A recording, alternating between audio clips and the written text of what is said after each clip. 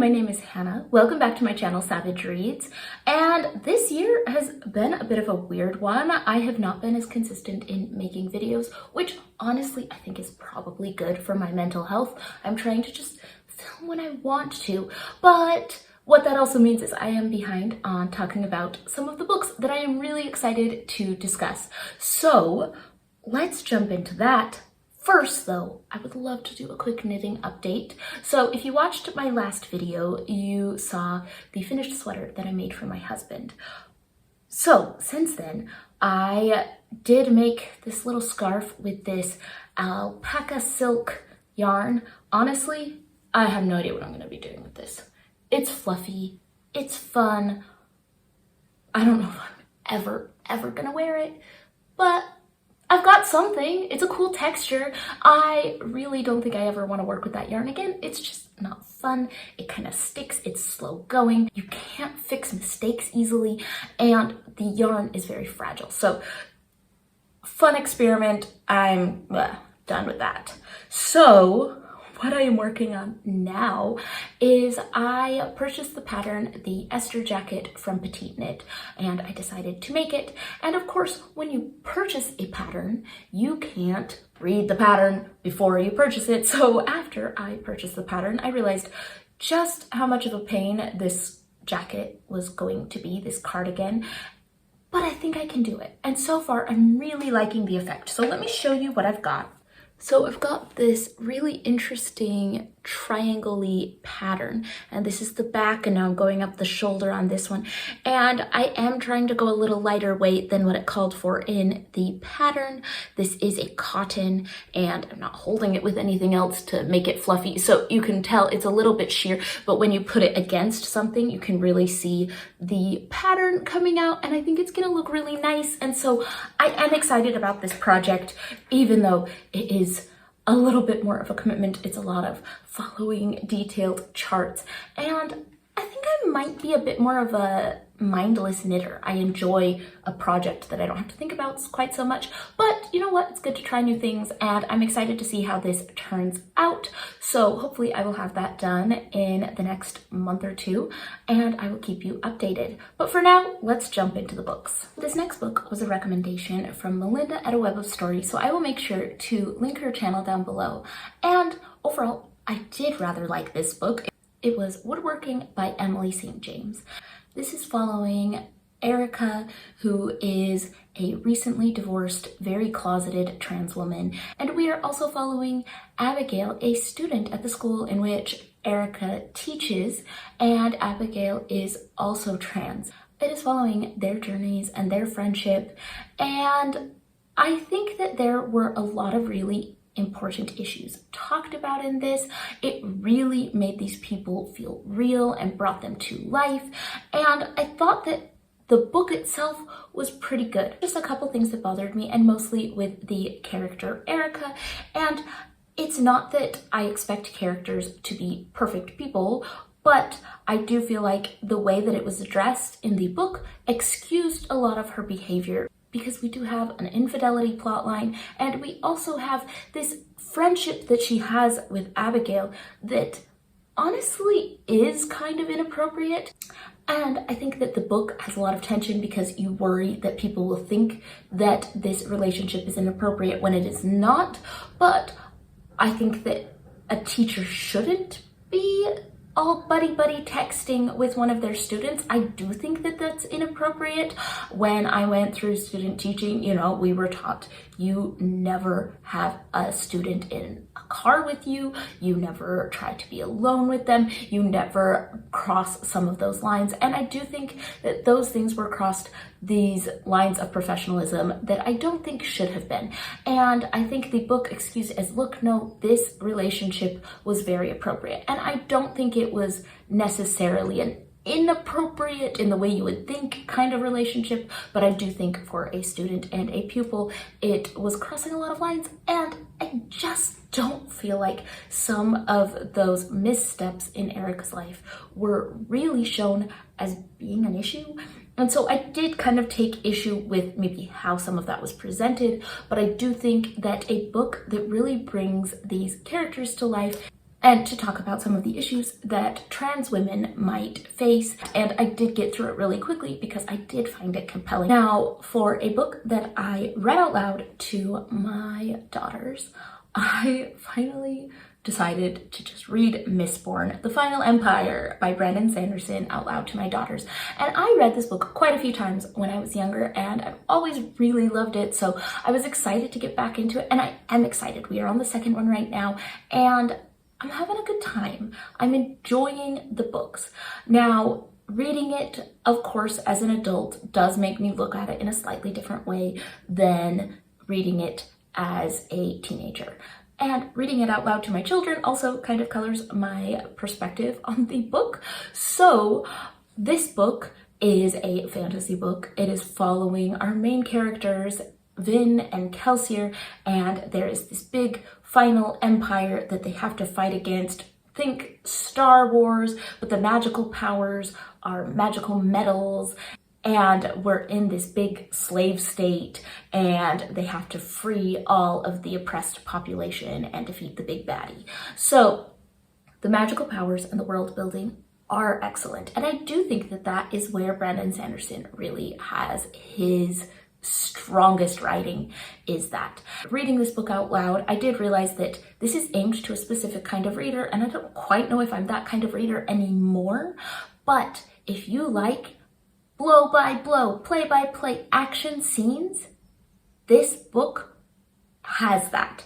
It is going to give you every single punch, kick, fight, and it's great. If you like that, it is going to be like watching an action movie, which I think is fun, but for me as a reader now, I start getting a little bored. I'm like, just, okay, yeah, they fight, they flip around, they jump to this side, like, who wins the fight? That's all I need to know.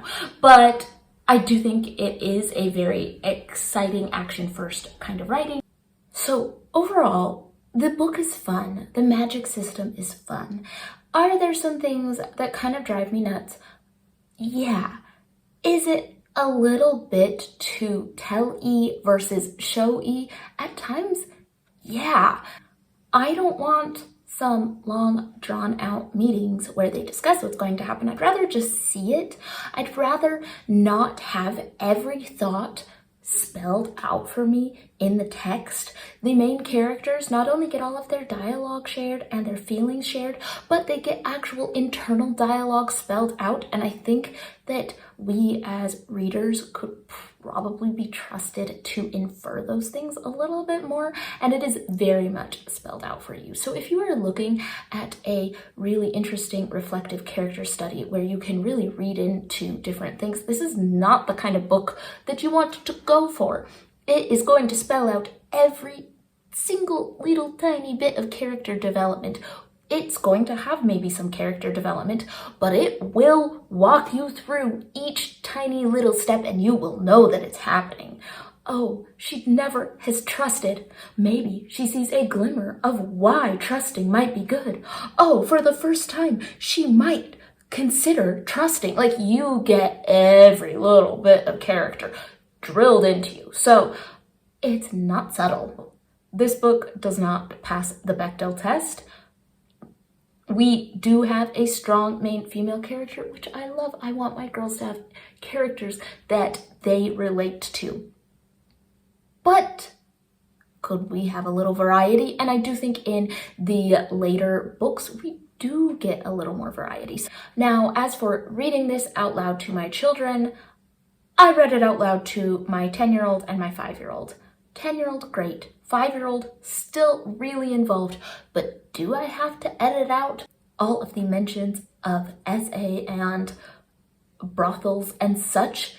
Yeah, maybe my 10-year-old and I could have a discussion about some of that. I'm not explaining it to my 5-year-old, and when they say, "Mom, what are you skipping?" I say, something horrible about violence against women. Subject matter, there is a little bit of that, nothing explicit, but it is referred to throughout the book. And so reading it out loud, there were bits that I was editing out. There were some very, very graphic disturbing scenes that I did edit a bit to make them a little more child-friendly, but overall, my kids really enjoyed this, and we are going on to the second one. So I am excited. I do have a lot of nostalgia around this book. I am excited to see what happens next. It has been so long since I read these books, and I am enjoying them. I just need to not have those high expectations of maybe more subtle character development or expecting the book to really be great at portraying women. It's trying hard. This next book was a recommendation from Jolene at Bookworm Adventure Girl, and this is Say You'll Remember Me by Abby Jimenez. And this is a romance book. And if you've been watching my channel, I struggle with a lot of romance books, mostly because I struggle with these toxic relationships being glamorized, the lack of communication, and how frustrating a lot of that can be.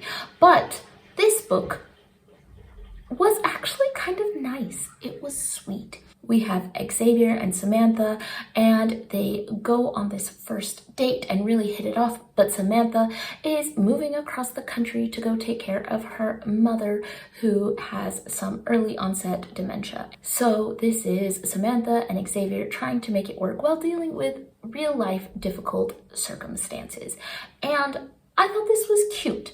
It did not rely on miscommunication, and it didn't stress me out in that way that a lot of these rom-com books can do, where you think, just talk to each other, just talk to each other.